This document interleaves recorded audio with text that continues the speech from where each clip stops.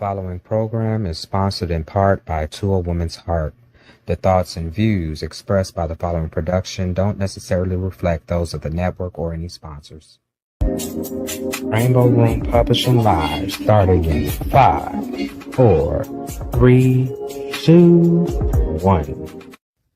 Breaking news. This is Little Hopalong and I've got something to say. The mad publisher Eddie Pierce calls a press conference. We go now to our on-the-scene reporter, April O'Neil. Thanks, Little Hopalong. Yes, this is April with your fix at 6 on Channel 6, live right outside of the Rainbow Room Publishing House. It sounds to us that the publisher is going to be speaking any second now. Oh, this sounds very exciting, April. Oh, yes, it is, Hopalong. It is. Oh, wait, it sounds like he's getting started right now. I gotta go.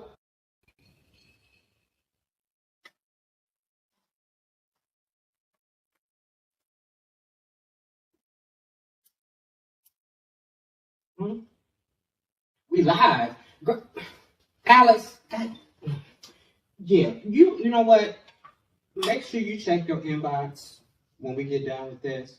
Folks, just so you know, we had more bit information than what I planned to give out today. Scooping that nose smurf.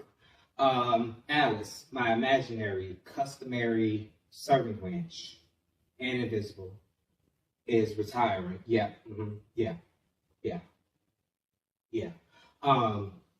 And at the same time, I invite you all to congratulate the replacement, a rising star from our intern pool. I call him baby. You're going to call him Mark Woodard. In fact, don't even call him. 12 feet. O's. So, this whole business with this little nosy smurf, let's just get this cleared up right away. Like I learned from Olivia Pope, gotta get ahead of the story. And we don't need no fixing around here. First and foremost, don't nobody scoop the Rainbow Room Publish House. Nobody scoops us, okay? Please know that. So what really went down is that I asked all of the authors of the Homeland to some way, shape, form, or fashion document their first experiences, impressions, reactions to receiving their reviewer copy of the book. This was when we were actually still trying to make sure that everything on the inside is good. And so, we're doing a lot on top of everything we do for the book and getting ready to present it to you all with the release event. A few of them, basically, they posted the material publicly, and thankfully, divine order, they told me. So they just that diligent. And so I had the opportunity to say, oh no, girl, no, nobody's supposed to see that yet. You were supposed to post that in our private group. We have a private group for that. And so I was like, but don't delete anything. Give me 5 minutes. And so screen recording, screen shooting, and all kinds of other stuff that may be illegal somewhere in China. We basically took all of the content and deleted it. And to my knowledge, only 2 people out of all of you that will see this and will see anything else in the future saw some of that. And I told them, I said, hey, God is telling me there's gold to be mined here. We just won't release it yet. And so the plan always was that we would do a pre-sale, that we would give you roughly almost a month of a pre-sale period, which is basically October the 12th through November the 12th. And basically what it means is that, we're still perfecting some things, and honestly, the copies are pretty much set. But this is a period in time in which you can, in a sense, reserve your copy of the book. And anyone that is purchasing from Rainbow Room Publishing directly, which would be me, Eddie Saran Pierce Jr., all the names and all the things and all the hats. But basically, anybody that comes to me, those will be out shipped to you, and actually more than likely in hand before the actual release date, which is November the 12th of 2024. But as I mentioned on several occasions, with all of the volumes of the book, and if the great and powerful Oz is doing his thing correctly, you're seeing the website below me. and it's beautiful and it's colorful and just as vibrant as me in these red leather pants. But you will see that all of the books are up on the website, and that you can get, from a Black perspective, The Blood, which is the red book. And if you look at each website, specifically each page, you will learn the significance of each color when it comes to the Pan-African flag. So with the red, you will see the blood, which is the blood of the people of the African diaspora. I forget what the new term they're using now, because I hear that some of us highbrow folks, I'm in that group sometimes, don't like that word, but somebody tell me a better one. And while you at it, somebody teach me how I can do this with the rain cam or rain light and still wear these glasses, because I'm not doing LASIK no time soon.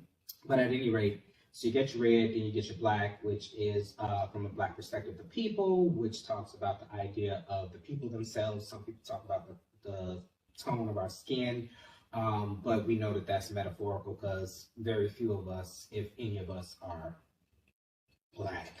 But capital B for Black people, lowercase b for all of the things, just talking purely about the pigmentation, the color. Black is a culture, not a color. And then, of course, green being the homeland, which is what is coming up now and available now for pre-sale. And, of course, that speaks to the idea of the homeland. And, you know, while I'm here, you know, it's a good time to say it, that I am just excited. Once again, each time a book is done, it's a magical experience. It's something that only exists up here in your head and somewhere in your heart. And when it becomes something you can hold, when it becomes something you can share, it's magic. It's magic each time. And for me, this is number 10. It does not get old. And so I'm really off the cuff right now, but you know, and even the idea, and my good sister Senior Haynes, she described it perfectly. It was all a dream. It was all a dream. The idea that this collection would turn into something that was so wonderful, but even just looking at the most simplest thing right now, because we'll talk in more detail later, trying to keep this shorter. I wanted this not just to be about each book being beautiful inside and out. I wanted something that we would describe as usable art, in the sense that is decorative, whether it's vertical, horizontal, on your table, on your bookshelf. You have that Pan-African flag. You have this image that you can always go back to. Whether you're a person that I describe in the series as melanin kissed or sun kissed, melanin endowed, from the African diaspora or not, it does something for me. It does something for me. Even as a child, before I really knew what all this was about, I'll never forget, going back to the Whitney Young days, I had a shirt that said something like, it's all about Black business or something. I can't remember. But the colors, I knew the significance of the colors. I didn't necessarily know the breakdown that I can give you, provided by the website that I link in my website, about the colors and you know, why they were chosen, but I knew the significance. And I feel that that's something that is also universal for so many people, not just of the African diaspora, you know, thinking about people who are identified as being descendants of the African continent or natives born to the African continent. The world sees these colors and it sends signals. And for me, and I think that ultimately, and yes, there are other flags and other variations, but it's this order, I can't think of the right word. Something to the effect of, when we write stories, we put symbols in the stories. We put things that mean things. For anybody that's really into the American canon of literature, you think about Citizen Kane or film and Rosebud, what that and that sled, you know, meant. Or it's us as African people from the African continent, who see this image. Oh my good brother Jacardo. Oh my goodness. I'm gonna make sure I drop the link to this website.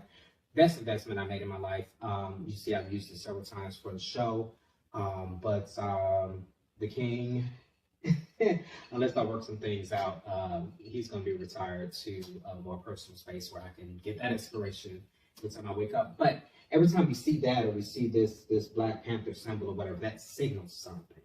Every time we see this fist raised, it signals something. Every time we say I can't breathe, it signals something. And so that's what I feel like the Pan-African, or what some refer to as the liberation flag represents. And so the idea that it could be weaved together, you know, this is God working, you know, through me, and me just following to the best of my ability. I just jokingly described it to my family not too long ago that I was like, man, is this what Noah felt like building the ark? In the sense that God has told me each piece. It started with one book, and he said, well, you want to work with all these people, you need 3. Now that you have 3, you need 3 primary colors. You have Senya, who has done this beautiful artwork, and you'll see that obviously in the collection Witness. And everything just fit. It was the ability to go back to things I wrote 10 years ago, 12 years ago, 20 years ago, almost 30, looking at my piece for the Homeland, and going back to family and friends who, you know, just, there was just any mention of the idea of them writing or being a creative professional, and being able to say, hey, I'm working on this project, and yeah, I can fill a book, but I want to do it together. I want the coalition building. I want to build bridges and not walls. I want to walk around these strongholds, however many times God says, how quiet I gotta be, how loud I gotta be, and watch those walls fall and go in, okay? Because I'm going in right now.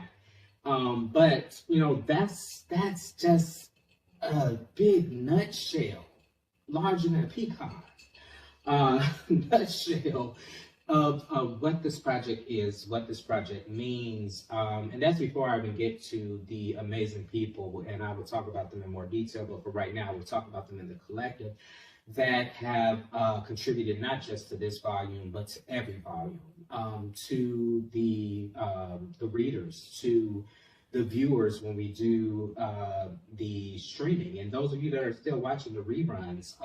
When I think about the reviews that are popping up in different places, and people that are talking about it that we don't even know about, you know, yet, and the places this can go. You know, it's you know, my job is interesting. I wear a lot of hats.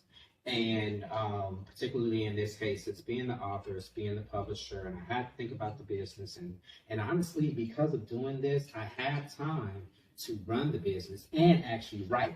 Without the authors of the blood, the authors of the people, the authors of the homeland, I probably wouldn't have been writing much of anything, even though I reached back in most cases and used something that was written before. There was still considerable time and just, let's just be honest, investment that I wouldn't have necessarily had in working on those pieces if not for doing this together. So I thank all of you infinitely, and I'm working on some really good things for you all. You know, it's just what we do at Rainbow Room Publishing, okay? In addition to the idea of, you know, we don't just sell a book, we sell an experience. We're coalition building. It's a slogan God gave me some time ago that I got to come back and revive and use it in some shape, form, or fashion. We are not building a brand. We are building an institution, okay? And, you know, this, similar to other projects, and the beautiful thing about this project, oh my God, it's so many. I'm trying to keep this brief. So this, you know, you just can't stop. Right? Our history, our heritage, our beat, our groove, our power, our enthusiasm, our art as a people. And please understand when I say as a people, and this is not pandering, we all came from Africa. Whether you want to look at Adam and Eve or Lucy off the African continent, we all came from Africa. But yes, I have to start in my house, and I have to talk to my people, the people that I recognize and identify with and operate with the most. And we have to get our house in order before we can go talking to other communities about coalition building or what changes we can make before we even get to the idea of this is what you're doing wrong. And God bless the whole Middle East situation. All I would say about that is Bernie was right. He told us years ago, do not go in there, let them settle that themselves. Whole nother conversation. But this coalition building, this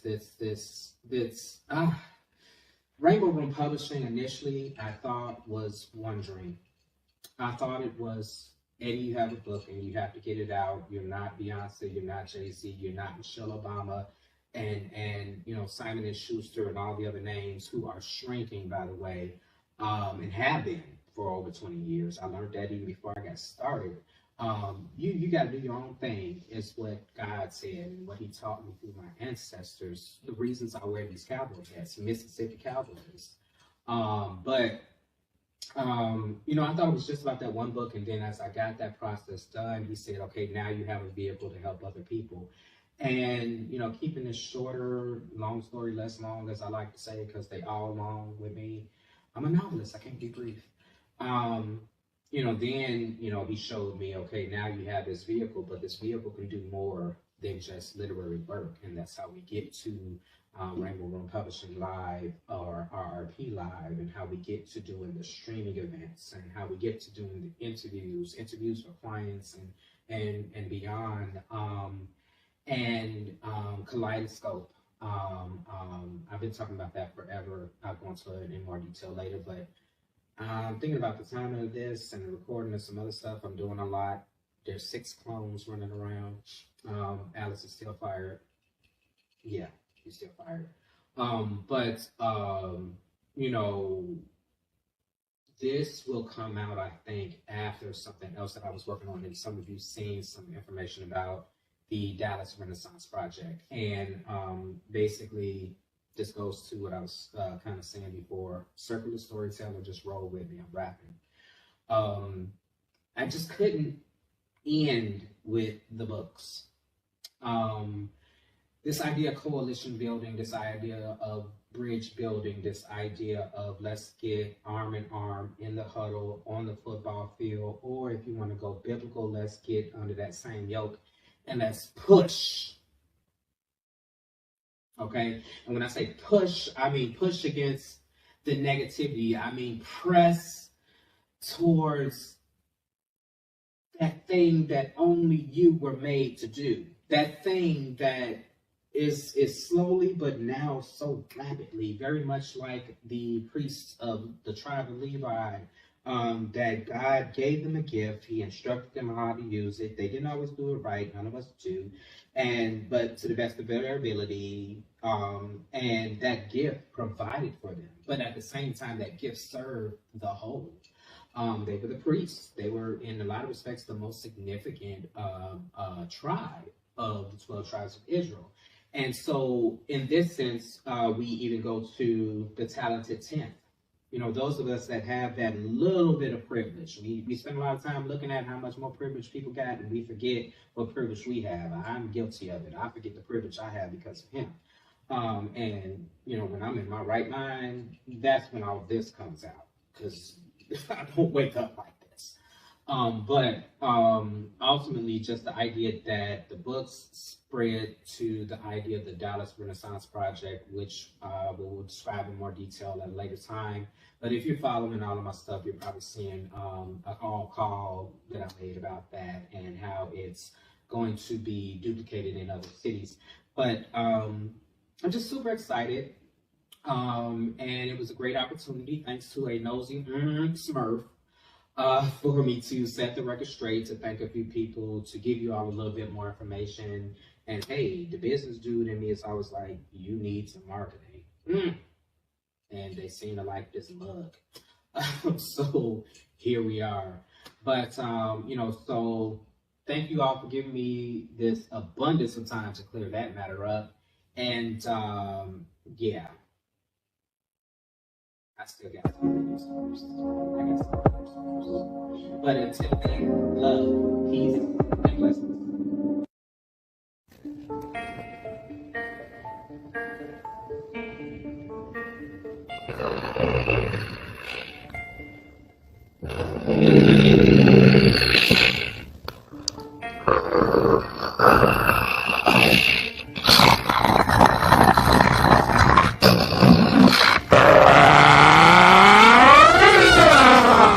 Told you I was coming back for you Smurfs. Don't you ever bring your Smurfity Smurf into my Smurfity Smurf house again.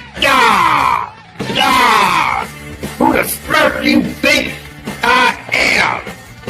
Punk Smurf Gargamel.